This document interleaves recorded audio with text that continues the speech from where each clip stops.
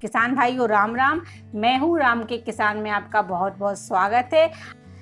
किसान भाइयों, आज मैं धान लगाने वाले किसानों के लिए बेहद आवश्यक जानकारी लेकर उपस्थित हुई हूँ।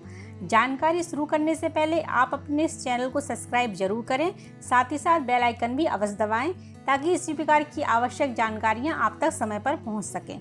चलिए जानकारी को शुरू करते हैं।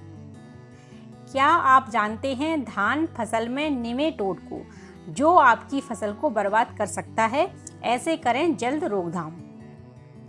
सामान्यतः किसान भाई जब अपने खेत में धान की फसल लगाते हैं तो उन्हें अनेक रोग और कीटों की समस्याओं से गुजरना पड़ता है।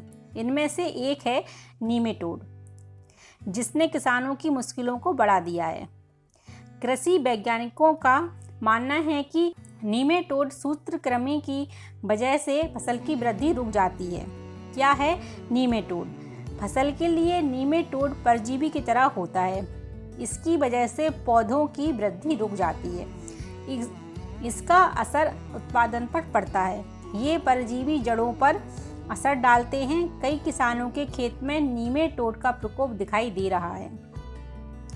यह बहुत छोटे कीट होते हैं जिन्हें खुली आंखों से नहीं देखा जा सकता, मगर ये फसल की जड़ों का रस चूस लेते हैं और पौधे को कमजोर कर देते हैं।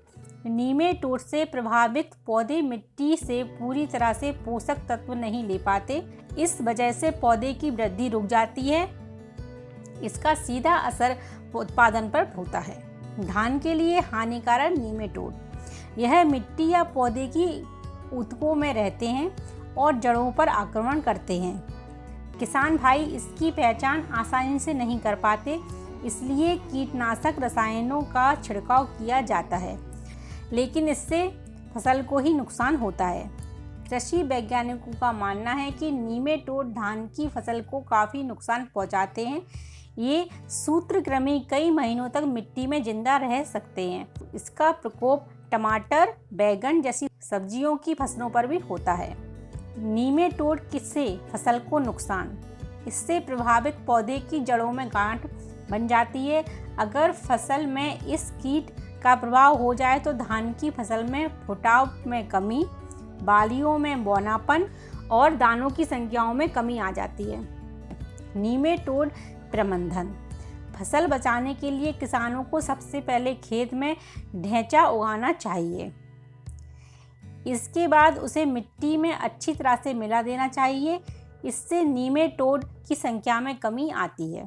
इसके अलावा नीम की खली या सरसों की खली 225 किलो प्रति हेक्टेयर के हिसाब से प्रयोग करने से निमेटोड की संख्या कम होती है।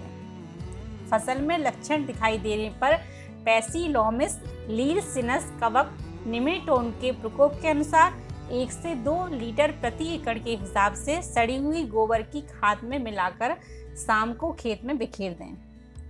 इससे निमेटोड का प्रभाव कम हो जाता है। पौधशाला की मिट्टी को कार्बोफ्यूरॉन 0.3 ग्राम AI प्रति मीटर के साथ उपचारित करें।